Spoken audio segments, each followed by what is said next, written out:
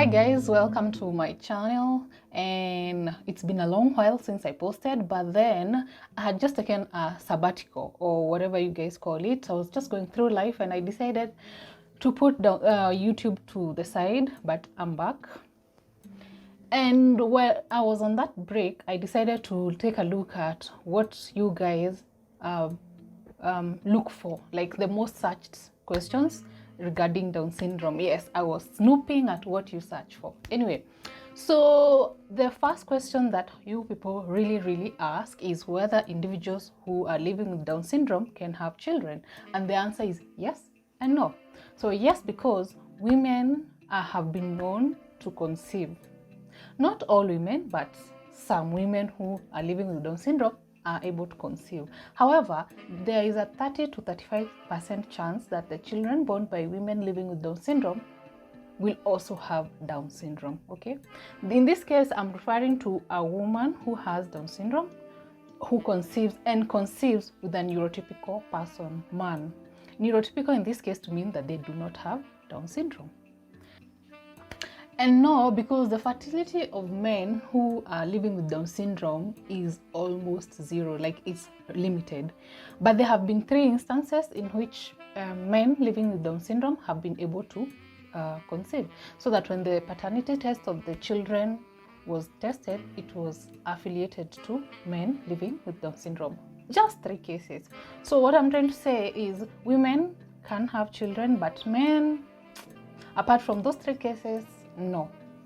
The next question is Down syndrome statistics. So most people want to know the number of people who are living with Down syndrome or who are born having Down syndrome. So according to statistics, it's 1 in every 800 children is born with Down syndrome. Okay?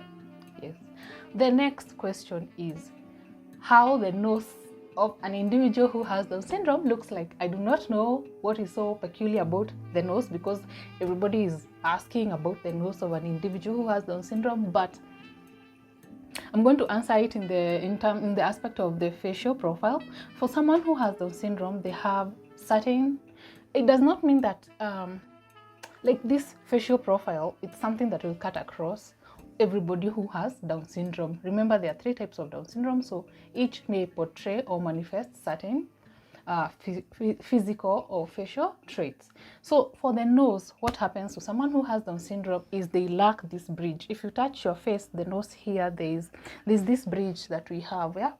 For someone who has Down syndrome, this area is flattened. Yeah, I think that is what most people want to know. They don't have a nasal bridge, so yeah, it's flat. Yeah, so any other feature is they have Mongolian eyes. That is what most people refer to them, like the eyes are slanted upwards. They have a fold here on the eye, that it's like the skin folds in some way. Yeah, that is it.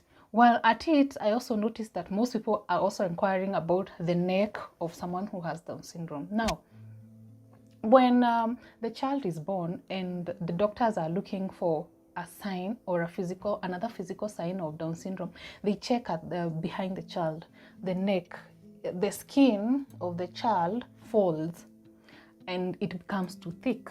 It's thick because there is a certain fluid that has lodged there, and that is what the doctors use to ascertain whether the child has Down syndrome or does not have Down syndrome. The fold is called a nuchal fold. So if it's too thick or if it's bigger than usual, then that is an indicator that the child has Down syndrome. Then they start assessing other features to conclude for sure the child has been born with Down syndrome. The next question is, can individuals with Down syndrome drive? In this country, I do not know if they are allowed to drive. However, I believe that all of us are equal, you see, and we have talked about individuals with Down syndrome being like the rest of us. It's just that their intellectual ability or development is slowed. So even if I was to go for a driving class and someone with Down syndrome goes for a driving class, both of us will come out of there knowing how to drive. Okay, it's just that they may take a little longer. But I believe that if the individual is taken through driving school and they pass the exams and the test and everything, I do not see a reason why they should be denied a driving license, okay? Because they can do so many things. They can work. We have people who are celebrities, artists, musicians. They can, as in, they do everything that the rest of us do. So I do not see why someone who has passed the exams and the driving test should be denied a driving license just because they have Down syndrome. And then the next question is, how does Down syndrome affect learning? Now remember, we say that Down syndrome is a genetic condition that occurs when the child has extra genetic material in the chromosome number 21. Okay, so the chromosome has three chromosomes. The chromosome number 21 has 3 chromosomes instead of 2. So you see already there is genetic material that is in excess. Okay, so remember, genes are responsible for the way I look, the way I talk, the way I smile, the way I walk, like basically everything I do, even the color of my hair, the color of my eyes, it's the genes. So imagine, let's assume the gene is supposed to, for my colors to, the color of my eyes to be black, I'm supposed to have, say, 24 genes, okay?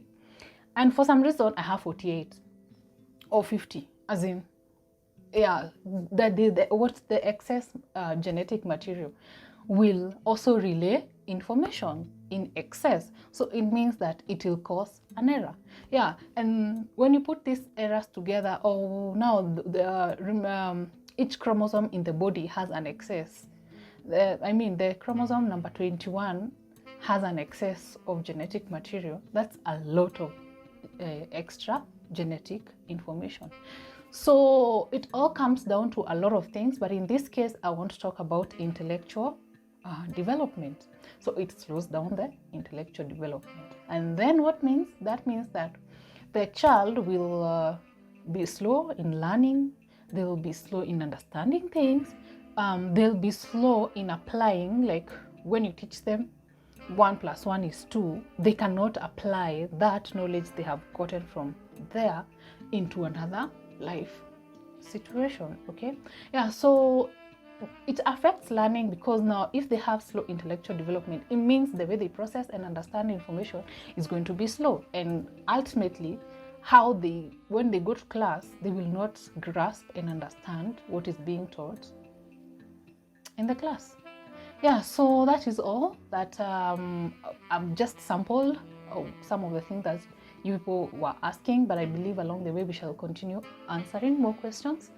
And the most interesting thing that I found when I was researching all this information is individuals with Down syndrome, in this case women, reach their menopause at 40. Yeah.